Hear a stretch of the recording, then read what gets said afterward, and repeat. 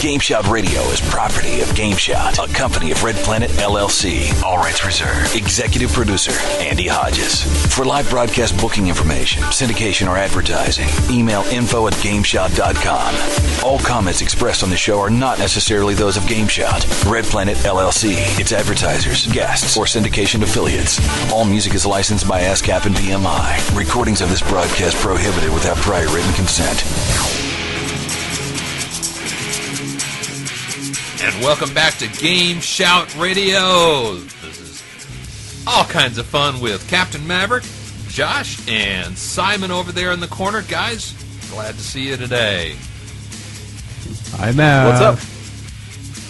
Oh, this is great. This is great. Hey, can we get a one more time a welcome back to GameSHOUT Radio? Yeah, that's about right. Okay, now I'm feeling better. Now I'm rocking. Now I'm rolling. Okay. Oh gosh, this is good. This is good. You know, I mean, I've been talking to myself for so long, and this is like, you know, I've been in the mood to kind of have some fun and talk about games, and well, you know, it's just been, you know, not happening as much as I would have liked. You know what I mean, guys? Kind of, I think. What do you mean? I think Josh has just been sleeping this whole time. You have no See, idea. that's the problem. We had to, like, wake him up from, like, a one-year hibernation. It's like, oh, by the way, we're doing radio again. Well, just because I haven't been doing the radio doesn't mean I haven't been doing video game discussions. I have been doing tons of those. I have been speaking about video games to everybody. I would walk up to random people on the street and say, "Excuse me, sir, have you played the latest video game from Blankware Software or anything?" Well, we've been doing the same thing around here. We're reviewing all kinds of video games. In fact, just got done reviewing BioShock, and we're gonna talk a little bit about BioShock today too. As a matter of fact, we've got a lot of talk about BioShock, and we've got some talk about whether or not, hey, are console games really taking over PC games? Is PC gaming on the way out? I'm not so sure that's the case, but we're gonna have a little discussion about that. And of course, as is our wont on GameSHOUT Radio, we are going to discuss one of my favorite topics around the whole world. That's right, boys and girls, ladies and gentlemen, and kids and kidettes. It is the wacky news from around the world. As a matter of fact, guys, why don't we go ahead and start that out? What do you think? Should we? Should we? Huh? Should we? Go for it. Well, if that's the case, then let's go ahead and rock on, as is our wont, with the wild, the wet, the wonderful, the wondrous, the whatever, wacky news from around the world. This is your host, Captain Maverick. I have some great stuff for you guys, and this has been like building up like a giant boil on the backside of humanity. This is the wacky news from around the world. Oh gosh, oh yes, and oh boy, do I have some wacky news for you guys today. Let's start out by talking about disheartening disharmony. Okay, check this out, Josh, Simon, you got to check this out. Listen to this. Reverend Robert Nichols, he's 49. He's been an anger management counselor for several years in Gary, Indiana. Now, courts there, they order people charged with domestic battery to see him, but that won't be happening anymore. At least that's according to the Gary City Court Judge, Deidre Monroe.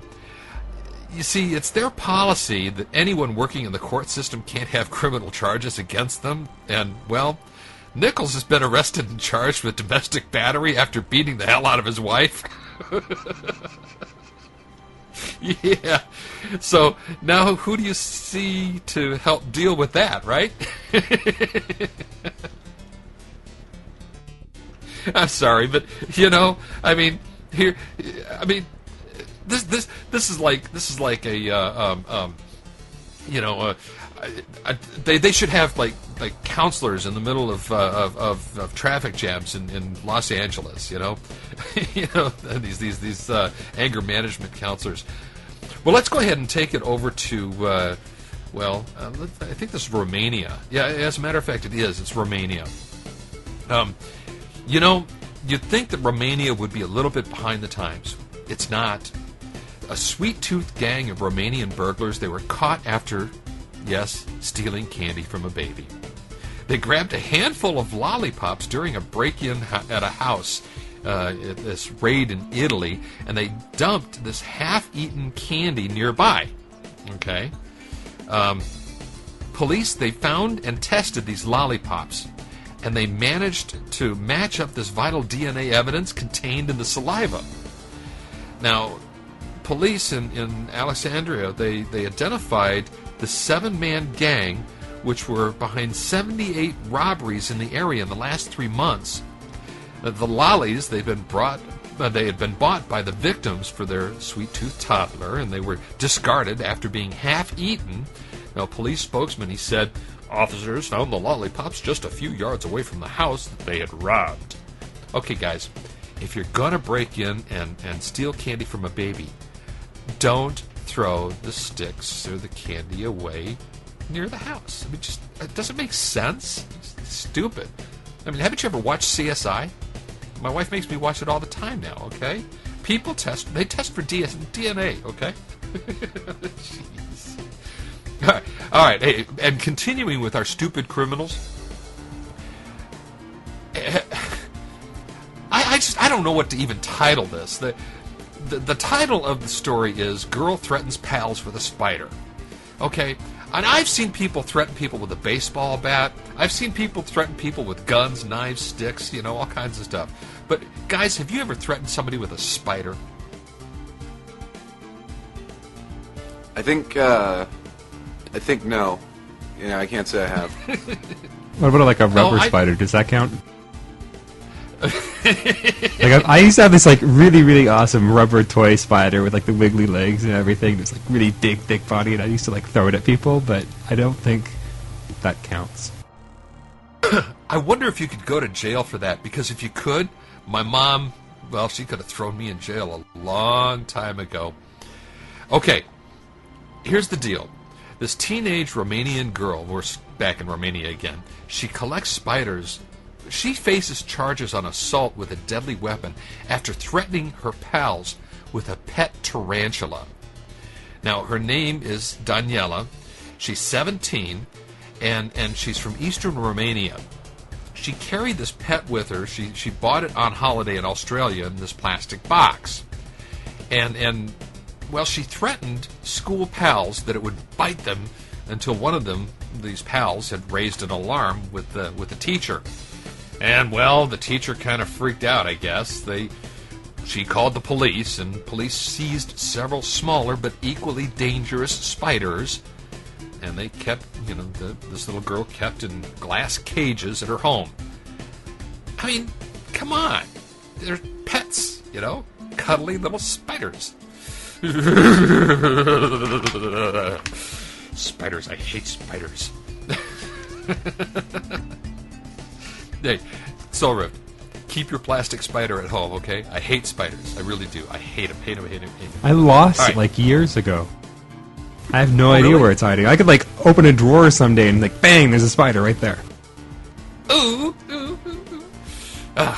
My wife, you know, she'll call me and say, honey, there's a spider here in the bathroom. I want you to kill it. Now, of course, okay, I'm a man. I gotta, you know, puff up the chest. I gotta, you know, put on my man machismo kind of, you know, and so I walk around the corner and I walk into the bathroom and I squash the spider. Oh. Yeah. Meanwhile, inside I'm going.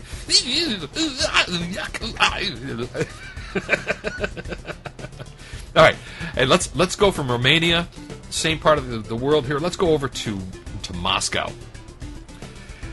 Man was arrested for stealing a bridge. A bridge, yes. Russian police, they've detained a 45-year-old municipal worker for stealing a bridge. A 5-meter span metal bridge disappeared from a river crossing the Ryazan region east of Moscow. Now, police said they tracked down the man. He'd used a work truck to remove it and then chopped it up and sold it as scrap. Now, you know that the price of recycled metal has got to be pretty good in Moscow right now. If that's the case, people are out stealing bridges. In a statement, the police, they said that this is the bulkiest theft of the year.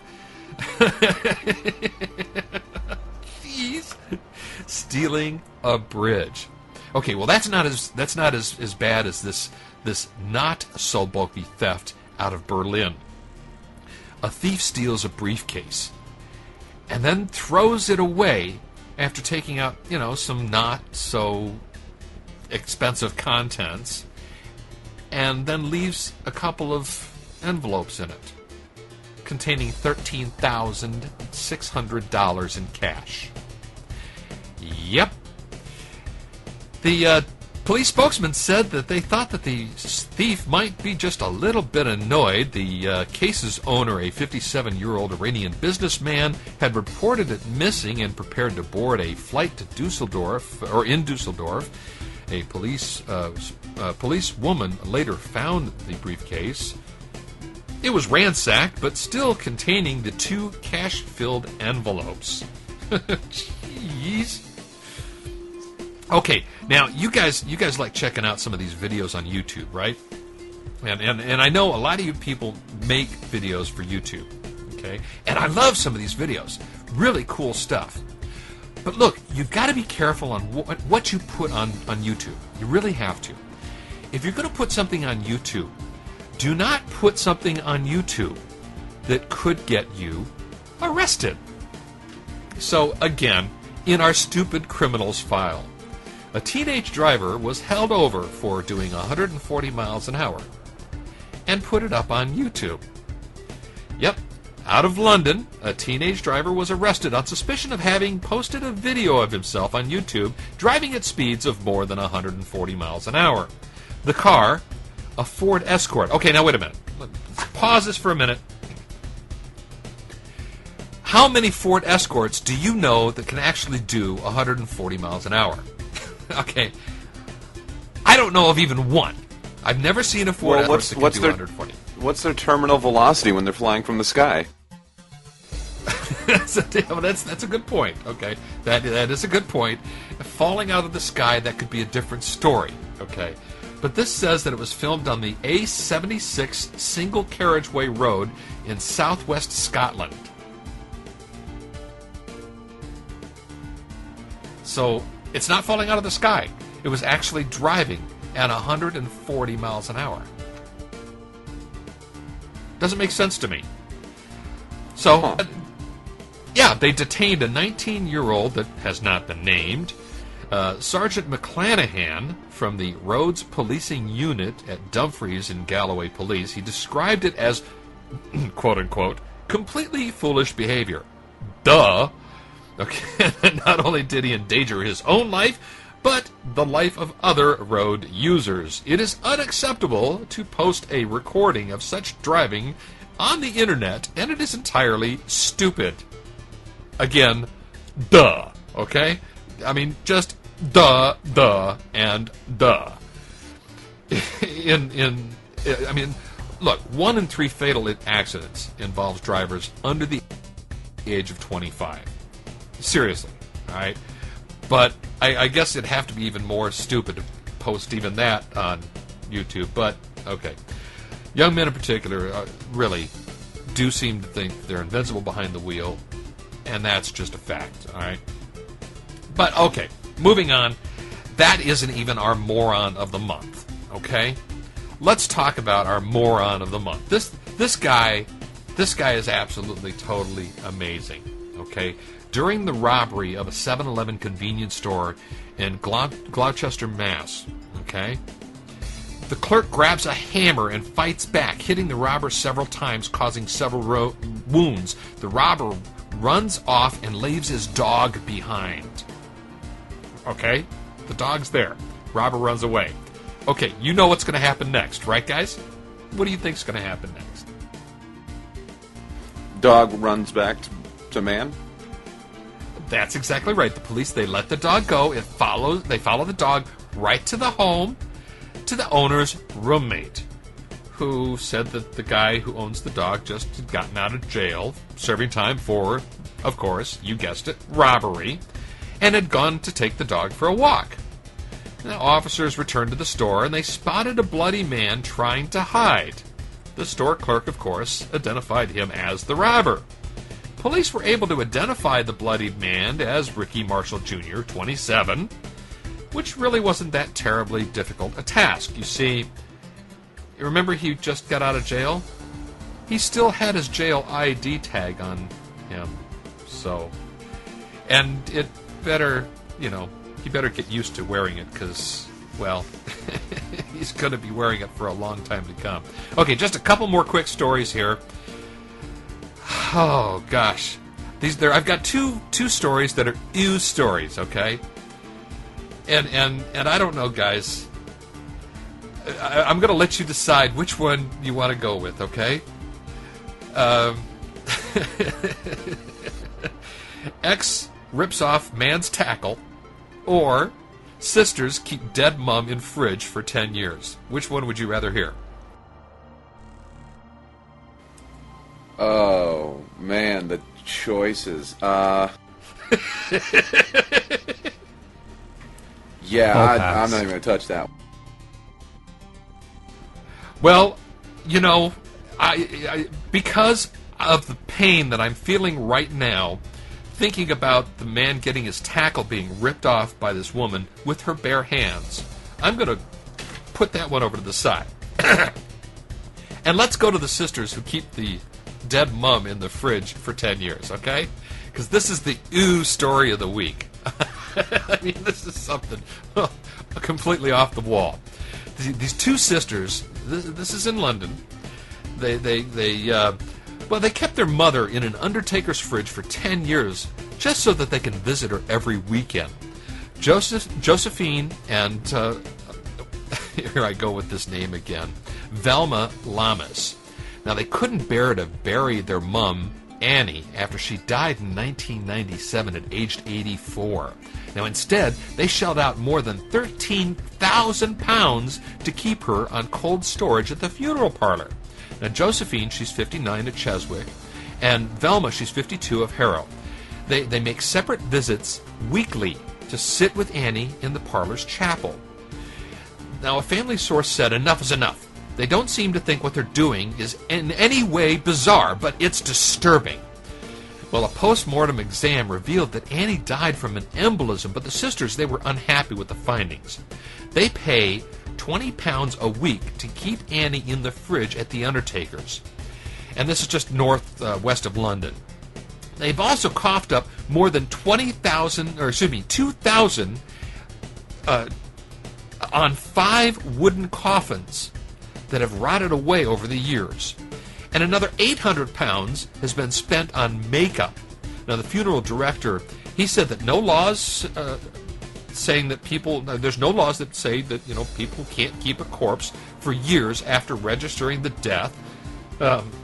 So that they can, it's okay. They can keep them in the cooler, but it's normal to bury a body after just 2 weeks. Well, Velma would only say that I've always been a very private person, and I'm not interested in discussing these issues with anyone in my life. I'm so sorry. I want to keep Mummy in the cooler. Mummy, wake up, Mummy. Ooh, ooh. Well, that's a wacky news from around the world. We're glad to have you with us, and that's all for this week. Oh, guys, can you join me in a little ew? Ew? Ew. I know. Ew. I don't do girly ews like that, man. Oh, no, but that's ooh. I mean, that's just ooh, ooh, ooh, ooh, ooh, ooh. Ew. That should be a deep, manly ew. Oh, there you go. Okay. Ew. I don't ew, I just go, huh. Yeah, that's all he does. Yeah. Well, you do that for everything, Josh. Like, you review a game, it's like, I give this score, huh. Well, if it was a confusing game, yeah, hells yeah. Yeah, that's well, we had a chance. Soulrift and I had a chance to play BioShock this week, a 2K game, and I love BioShock. Okay, it came out on the 360 and on the PC, and I got a chance to play it both on the PC and on the 360, and I really enjoyed it. It's a first-person shooter, and I have to say that it's probably one of my calls so far for Game of the Year. But again, as we both know, Josh, you and I both agree, Halo 3 isn't out yet, so yet. But there are a lot of good games that have come and gone. One game has gone away recently, and that is Auto Assault. You guys hear about Auto Assault going bye-bye on August 31st? Ooh, no, what's the full story on that one? I remember we covered it for the MMO show. I remember we covered it when it first opened, in the beta and everything. Yeah, I still have my boxes for it. We had the birth and life of this MMO here. Yes. Now we're announcing the death and obituary of Auto Assault. The final day for NCSoft's Auto Assault was Friday, the 31st of August. Now, for those of you who are unaware, it's an MMO game where you combine the post-apocalyptic world with muscle cars and trucks, with guns, cannons, flamethrowers, and all kinds of assorted weaponry in a free-for-all and, of course, quest-based play. Basically, it's a game that allows all hell to break loose in some kind of Satan's version of LA rush hour traffic on Friday before a long holiday weekend. I mean, you blow everything up just for the fun, and then you kept going until Friday the 31st. Now, in a statement released on Play NCSoft Auto Assault website, they posted a few parting words for the game's remaining fans, including words of parting gifts for those who stuck with the game to the end. They said, quote, "With Auto Assault closing down tonight, we wanted to thank all of you for creating a tremendously cool and dedicated community of Wastelanders. We didn't just want to give you guys a wild, crazy event tonight, but something else that may be just as fun. In the coming days, those that are eligible will be receiving a parting gift. You're going to be receiving a message in your email box with opportunities to take part in some of our other products, including Richard Garrett's Tabula Rasa and City of Heroes. It's our way of saying thank you to diehard Auto Assault fans, and we hope to see you in other virtual worlds," close quote. So we say a long and loving goodbye to a game where you combine muscle cars, loving, and good guns. Yeah, I didn't really love the game.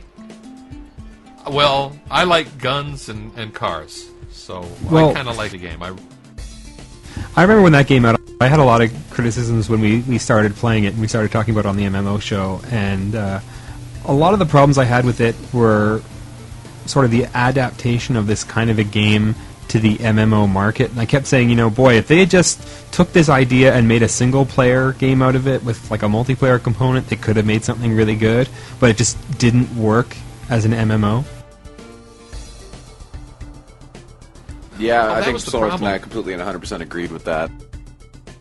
Yeah, and I tend to agree with you to a point. That was the biggest problem of it. It was a good game that was fun to play on your own, and the quest and that end of it. But and as much as I love the fact that you can combine muscle cars and guns, that's a man's thing. I mean, we like that sort of thing. But still, yeah. A bunch of guys getting together and jumping into cars. It just didn't really. I didn't see it working out the way I guess they had hoped it would. Yeah, they just didn't implement the multiplayer part of it just right. Like I remember at the height of the game, they did a poll asking users what their favorite experience was in Auto Assault, and the results of the poll were so stunning. I actually copied them into my file of very important information that I will hang on to for the rest of my life, just because it was just really, really stunning what all the users of this MMO were saying. They gave them 5 options for what their favorite experience was. Number 1, with 45% of the users, was driving around and smashing anything that crosses your road. So about half the game thought the best thing to do in Auto Assault was just to drive around and shoot stuff. Again, that's not necessarily a key multiplayer sort of thing. Number 2, at 29%, was missions and discovering the storyline, essentially a single-player game experience, just doing the missions and discovering the storyline and all that. Number 3, 14%, was getting to the highest level. So in other words, just finishing the game, leveling up, getting through the thing. And then the last 2, with only 6% each, was arenas and challenging other players and socializing and meeting new friends. So the number of players interested in sort of the main multiplayer aspects of this MMO, there just weren't that many of them there for the multiplayerness of it. It should have been a single-player game with, multiplayer components. See here, and honestly, I thought the number 1 feature that people were going to say that they loved the best, which I did, was disconnecting.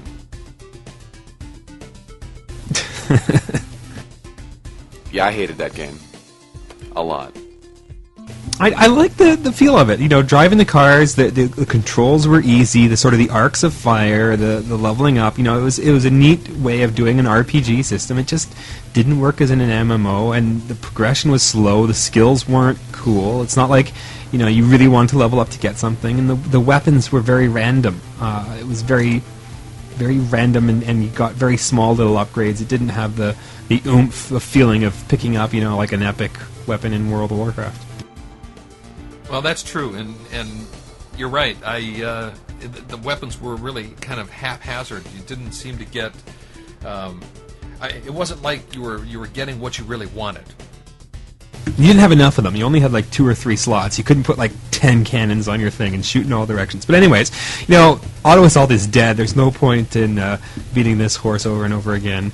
But it did. The death of Auto Assault and how we're talking about the single-player and multiplayer games does bring to mind a recent story that was published, September 6th. Is today the 6th or the 7th? Today's the 7th. So it was published yesterday by the Electronic Entertainment Design and Research. I don't know if this is a magazine or a company or whatever they do, but they published an article about video games and multiplayer components. And they said that developers can generally double the amount of money their game makes by adding in an online functionality, such as the ability to play against or with other players.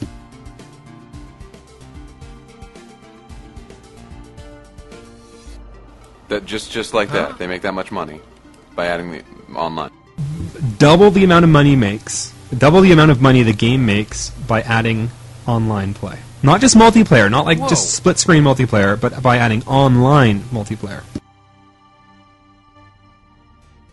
Wow! How do they figure though? I mean, I'm not disagreeing. I personally like saying that multiplayer is a feature that I do like and enjoying with my gaming experience, and sometimes it is a clinching decision. But I mean, how do they figure it doubles it? Well, I'm guessing they're just looking at high quality games. They said that the finding of their study was also focused on high quality games. In other words, games that receive a Metacritic score. They said the games receiving a Metacritic score of 90 or higher can sell 531% more than average games, and apparently games that have this online component sell twice as much. I guess they just look at the amount of money games make and then whether or not they have online components and just stack it in and generate some sort of statistical result.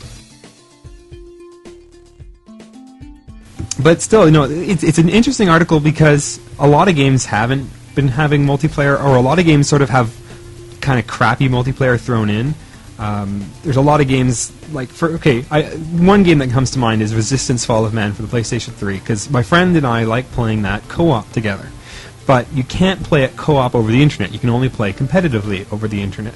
I was just thinking, boy, it would be nice if you could play, the 2-player co-op mode over the internet online with other players. And it seems like a lot of games, they just throw in multiplayer deathmatch just because it's easy to make, and oh yay, we'll put in an online component and double the sales of our game.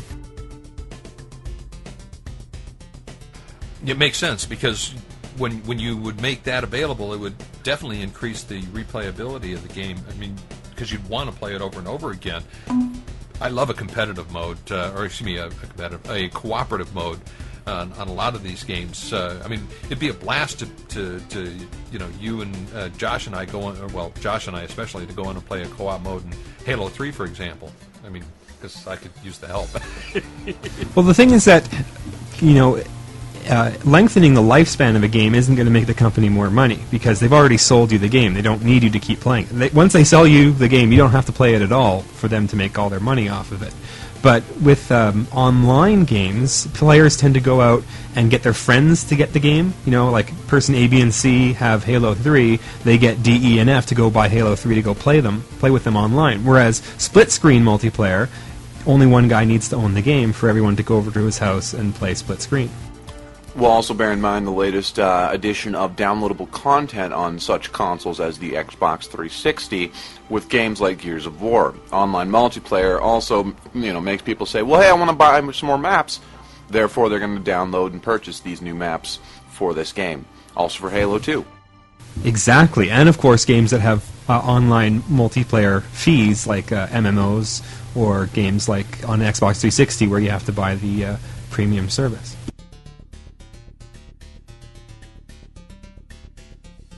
So I guess online gaming is one way to pad your wallet with a lot more content.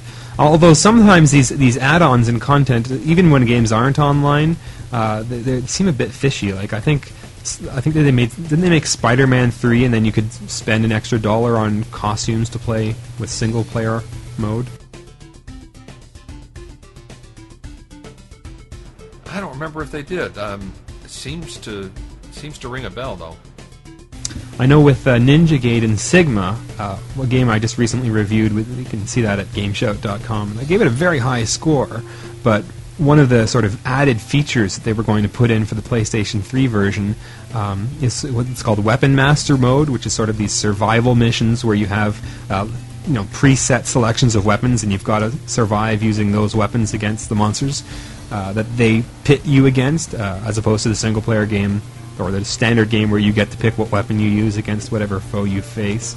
And that, instead of being included inside the game, they're selling as a $4 add-on pack or $3 add-on pack. So I thought that was a bit kind of cheap to take this really cool aspect of the game and then sell it to you on top of actually selling you the game.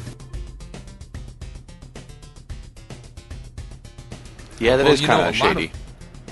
Yeah, well, a lot of games are going more and more, especially in casual games, are going more to these microtransactions. They're making more and more money doing these than selling the full, big games and making but giving away the main package. Yeah, but not all of this new microtransaction stuff is really that good. I mean, there has been quite a few controversial micromanagement things that have gone on. It's not 100% good. I mean, EA is the biggest culprit of this.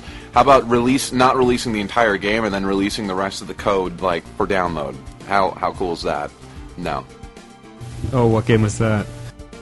Godfather. Basically, when the Godfather came out for 360, they took out a few features that were found in the regular Xbox and PS2 versions, but you had to download them and purchase them for 360. Okay. Yeah, I forgot about that. You're seeing a lot of these. I mean, I was looking at an article the other day, and the casual gaming market seems to be going more and more to these microtransactions and giving away the full version of the game, and then you want little extra things in the game. Well, you're going to have to buy them, and people tend to end up spending more for the little microtransactions than they do for the whole game if you were to spend $60 on the game itself. Oh, and by the way, speaking of free games, guys, we've been waiting for it for a while, but Enemy Territory Quake Wars, the demo, is being released on Monday, the 10th of September. You guys want to check it out and go get it. It's at community.enemyterritory.com. The demo is going to contain the final version of the Valley map. It's going to include bots so that single-player fans can, check it out without being fragged by the expert fraggers. But it's going to, they had the public beta not too long ago, so it's got some changes, of course, and some upgrades. Some of those are going to include some weapons and balance improvements, some final XP and weapon balance, and some player movement, some vehicle handling things. But it comes out on Monday. Enemy Territory Quake Wars demo, and it's one of those that I'm looking forward to. But it's going to have some pretty substantial system requirements. I don't know if it's going to have. I'm concerned about whether or not it's going to run with my video card, because it says here that it's got some tough requirements on some of the video cards, including the X1650 to start with. And mine's the 1600, although I've got the XTE, the Extreme Gamers Edition. So I got the Shader 3 technology. So we'll see how it goes. I'm looking forward to it. I'm definitely going to grab it. You said that's Monday? That's on Monday. And it's at Monday the what? The 10th of September. Yep. Community.enemyterritory.com, and it's the full demo. It'll run on. Let's see. It'll run on the Windows XP. This is a PC only. Windows XP or Vista. It's Intel Pentium 4 2.8 or AMD 2800 Plus or higher. Runs with a DirectX 9C sound card, 750 gig free disk space plus 200 megabytes of swap file, 512 meg of RAM. Now, the video cards, it says it's got to have 128 megabyte NVIDIA GeForce 5700 or ATI Radeon 9700 or bigger, but visit to the website to see what kind of requirements you're going to need for the chipsets. Like I said, the chipsets are a little bit different. It's going to require on the 1600 or 1650 series to start with, and that's, well, I don't know. I don't know if it's going to be the Shader 2 or Shader 3 technology. It's Shader 2. We know that. Yeah, I'm thinking Shader 2. It is. It's Shader 2. I'm thinking it's Shader 2, yeah. I know it's Shader 2, because you said the 96. You said the 9600 ATI Radeon. No, 9700. Well, you said 9-something ATI Radeon, and then it's Shader 2, because the 9000 series That's and the true. X series were Shader 2. Yeah, the 9700 is the Shader 2. You're right. Right. So, I guess it is Shader 2, although mine will do Shader 2 and Shader 3. So is that my segue into my whole rant for today's show? Yes, it is. It's your segue, dude, because I could play on my middle of the road my board, and you had trouble on your high-end video card playing BioShock because of Shader 3 technology. Yes. See, that's my whole rant. So here, let me just preface this by saying I did like BioShock, and if BioShock was a Xbox 360 only game, and if it was, if it didn't have all of the hype surrounding it as far as being the spiritual successor of System Shock 2, if it was just some independent game made by some no-name company for the Xbox 360 only, I would think, boy, this is the greatest game that ever was. But the fact is, there's you'll have to go to GameSHOUT.com, read my BioShock PC review. It's going to go up later tonight or on the weekend or whenever I get around to it. But anyways, the PC review of the game, PC version of the game, I'm just going to have to really criticize harshly and just say, just stay away from the PC version of the game for so many reasons. But primarily the technological reason, and here's the rant that I want to get into, because BioShock only supports Shader Model 3. Now, fans of the show remember the whole technology show, and I'll try to stay away from too many tech terms, but the deal is that the DirectX 9C video cards, starting with the ATI 9000 series, started supporting Shader Model 2, the X series Shader Model 2.0B, and the X1 series, the X1000 series, Shader Model 3. So the NVIDIA just jumped straight from into Shader Model 3 with I think it was their 6000 series, but don't quote me on that, because what I do know is that the NVIDIA cards no NVIDIA card supports Shader Model 2 or 2.0b. They just jump straight to 3. But there's still a significant portion of the market with Shader Model 2 cards, according to a recent survey by Valve of their Steam users. Not a required survey that stole information from your systems, but just like, do you want to participate in the survey? Click yes, and then answer some questions.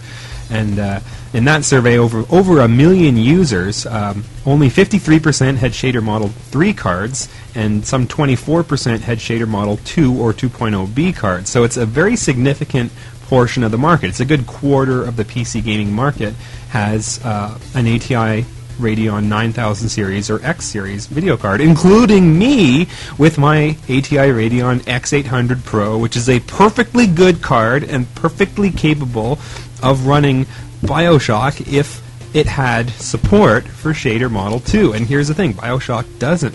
When I tried to run BioShock, the menu came up just fine. I mean, it doesn't give you an error when you start playing the game saying, oh, it can't render the game. It tries rendering, it does its best. I had no cursor, though, so I knew something was wrong, and I finally got into the game, and most of the textures and shader effects were missing. So it was mostly black with, like, occasional white squares here and there, or a piece of a model being rendered. It was completely unplayable, simply because it did not render them. You guys should have seen Simon running around this studio going, I gotta find another computer that'll run this darn thing. Well, I was very upset that it didn't support it, especially because of how easy it is to actually support Shader Model 2. I mean, every game, look at Quake Wars supports it. Any game that wants to support it can support it. BioShock uses the UT3 engine, and UT3 engine does support Shader Model 2. You have to actively go in there and delete Shader Model 2 to prevent it from running on Shader Model 2. And a whole bunch of enterprising users and people who want to play BioShock on Shader Model 2 have been working on user hacks to actually make the game run. And they've, just some end users hacking the hexadecimal source code have managed to add in at least rudimentary support for Shader Model 2. I can actually play BioShock, and it is mostly playable, and all of those special effects are still there, and I've got great frame rates, but I'm missing a bunch of lighting. A lot of the lighting isn't there, so I get very black textures or very dark areas, so it's very difficult to actually play the game. But if 2K actually just decided to release a patch, it would be a very small patch. It would be a 100K or something. The game suddenly would run on all these Shader Model 2 cards. It would run smoothly, assuming the card was a higher end one capable of doing the horsepower necessary to play the game. And it just seems ridiculous why they wouldn't support their game for a good quarter of the video game market.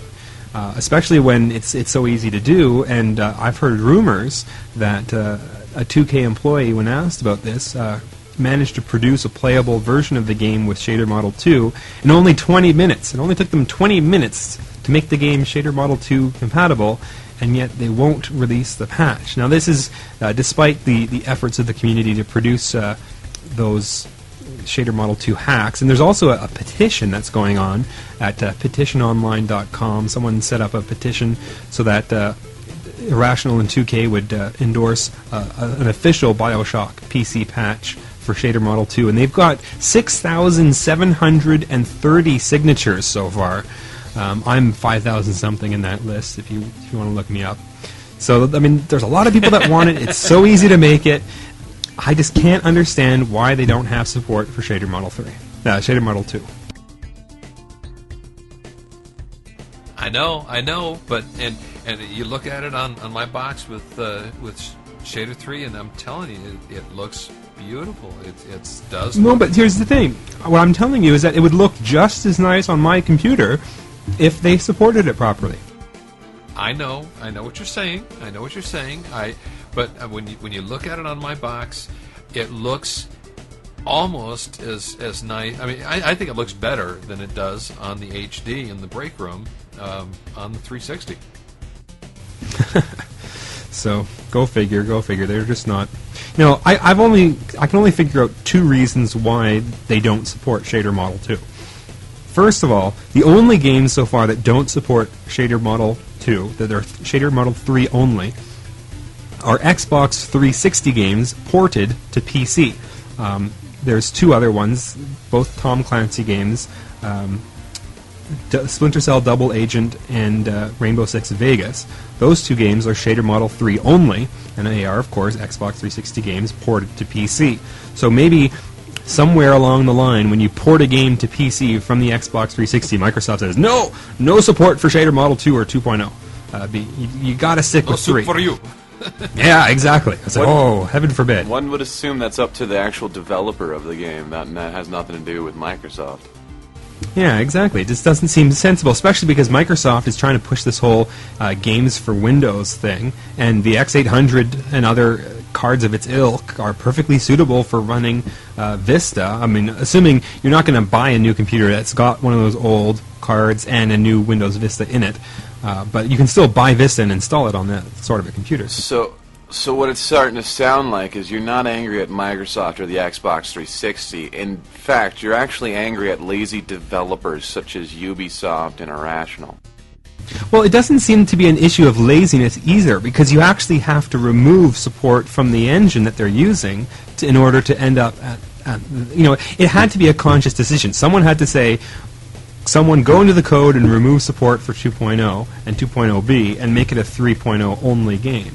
And the only other culprit I could possibly imagine is NVIDIA, because when you run the game, you get, 2K game, NVIDIA, how it's meant to be played. It's sponsored by NVIDIA. NVIDIA has paid them money to put their logo in there, and maybe has paid them money to actually remove Shader 2 support, because guess what? NVIDIA has no Shader 2 cards. Only ATI does, which means if this game doesn't have support for Shader 2, then only ATI users will have to upgrade to play it on their PC, and potentially some of them might switch over to an NVIDIA card. A more interesting theory. Huh. A conspiracy. That's what you're talking Exactly. about. A true conspiracy. Exactly. And it just doesn't make sense any other way. But tell me, do you think that this could be leading to a possibility that actually we're leading away from PC gaming and more towards console gaming? Or, is this the end of PC games as we really know it? Because, this was ported from 360 to the PC. Yeah, exactly, and it really feels like a console port. This is not the first time that games have been simultaneously released for console and PC and feel like a console game on your PC. It says right there in the options, plug in your Xbox 360 controller while you're playing it on your PC and get the optimal gaming experience. You're using your PC as an Xbox 360 emulator to play this game.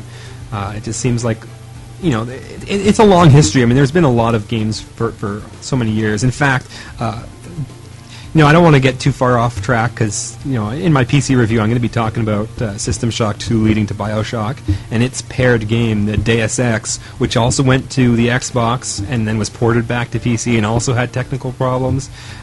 So if you want to read more about that at GameSHOUT.com, you're welcome to. But it does feel like there's a sort of the end of PC gaming, at least as the platform of choice and the development style of choice, because the style of games you make for consoles are very different from the kinds of games you make from PC. Like, you're never going to see Civilization 4 on a console. It just doesn't make any sense. When you're designing a game, when you look at BioShock even, you've got this big circular aiming reticle. It's like aim somewhere near the enemy to shoot it, as opposed to a PC game. Any Counter-Strike player knows you aim that pixel where you're at the very center of your crosshair, and that's where you're going to be aiming, as opposed to some generic circle with auto-aiming and enemies are somewhere nearby. Because with these tiny little analog sticks, you're not going to be doing the same kind of aiming that you're going to be doing with a Twitch mouse on a computer. You have to design the game very differently to make it playable and appeal to a console market. And I just don't see the game developers choosing to make real PC games when they could make a console game reach a much bigger market and then port it over to the PC. Well, you're right. That's what I saw when playing the game too. Go ahead, Josh. You know, honestly, I hear this argument every 4 years, every time new consoles are released, and there's a lull in PC gaming. Oh no, it's the end of PC gaming! God help us! No, this happens every 4 years. Things kind of look down for a bit, and then if you look towards the future, things are bright. Things are shiny. Things are coming our way that are going to blow away anything that console gaming can do. There's a lot of things that PC can do that console can't. And yes, right now, as we speak, there are a lot of cross-platform games that are coming out that kind of make us feel like, we're on the wrong side of the fence. But, again, this happens every time it's a new console life thing. The problem is you have to bear in mind, consoles come in cycles. We have the 4-year lifespan and then new console. PC is always here. It hasn't gone anywhere. It doesn't have a life cycle. Its parts have life cycles, but the actual system itself does not. The only life cycle maybe would be the OS, but that's neither here nor there. Of course you're going to have this lull, because it's new, the new games are shiny, they're on a new pretty system, and I think we're getting closer and closer to both the PC and the console coming to become one, but that's neither here nor there. What we're looking at right now is, give it a few years, and in 1 or 2 years, when the consoles are outdated, the PC is updated, and the PC is 10 times prettier, you're all going to be thinking, oh, what the hell was I saying? PC's dying. What the hell's that all about? No. I really disagree with that. I mean, certainly there's going to be a lot of games for PC. I'm not saying it's the death or the end of PC gaming. I just don't think that the PC is going to be the platform of choice for sort of the AAA titles. Games like Halo 3, they're going to be developed for consoles. For many obvious reasons. Number one being that you can reach a much larger audience. Number two also being the hardware. And this has sort of been an issue with PCs, and it's becoming more of an issue, especially since there's more and more specialized hardware that can be used in making games. When you're making a game for a console, every user of the console has the same hardware, and that means that it's like the BioShock shader model thing, right? You don't have some Xbox 360s with a shader model 2 and some Xbox 360s with a shader model 3. They've all got shader model 3. That means you can limit the game to only shader model 3 and still reach 100% of the consoles, whereas on computers you've got such a huge array of different hardware. You've got people on really old video cards, new video cards, high-end video cards, and low-end budget cards, and some can do this, some can do that. You have to throw such a wide net when you're making a PC game to be able to reach out to any significantly sizable market that you can't make the really high-end pushing technology kind of games that you can for the consoles. Yeah, you can. What the hell are you smoking? You have Crysis coming out with graphics that blows away anything, and that's PC only, might I add. You got ID Software coming out with a brand new Tech 5 engine with a game called Rage that, again, blows away anything that a console can do. And that's coming out for both Mac and PC. And that's saying something for Mac. Just pointing that out. So, you know what? No, it's not just, you can't really do the high-end graphics that you can on a 360. No, you know what? They do the high-end graphics on the PC. They blow away the console. Like I said, right now, it's the same bullcrap that we've seen and heard every 4 years. You're just falling into a trend that I hear every 4 years. Oh no, PC's dying. Yeah, markedly, yes, it does make more sense to make more money for the console, but PC gaming is not going to die. It's not, you can't kill it. There is no way. Well, I still haven't seen any of those games. I mean, the last time I heard of a game that was going to revive the PC and make everything spectacular was Duke Nukem Forever. There is no reviving. There's nothing to revive. We're in a lull right now. It's just kind of like a roller coaster. You have to go down before you go back up. Well, I mean, when Crysis comes out, I'll take a look at it and I'll consider reviewing what I've said today. But so far, I stick with what I say. I still don't think that there's going to be any significant development for high-end games on the PC, especially when you've seen, like, in recent years, the things that have come out, like, I remember there was a lot of fuss about Dark Messiah of Might and Magic. And that, first of all, it wasn't really all that spectacular, and secondly, it really wasn't all that financially successful because it reached out to such a small market of PC gamers that had the hardware that could actually run it. That's because that game, what, you're talking about Might and Magic? Dark Messiah of Might and Magic. It was like a first-person medieval hack and slash. Yeah, no, that game was crap anyways. Well, exactly. But I mean, it was pushing the edges of hardware. It had the fantastic effects, the smoke and the reflections, and all the greatest shaders stuff or whatever. But you know, it was the crisis of its time. But game developers simply aren't going to take the step of developing those sort of things. Even at the time, it wasn't that good looking. In all honesty, it was at the time it came out. When it was showed at E3, disagree. Everyone was all over it. I saw some videos, and I remember I was pretty excited when I saw them, and I saw a lot of other people, you know, watching these characters move around the maps and the way the textures were on the walls. And when I played it, I thought it looked pretty good too. Seriously, it looks like just literally Half-Life 2 Medieval, and Half-Life 2's engine is starting to get a little bit dated.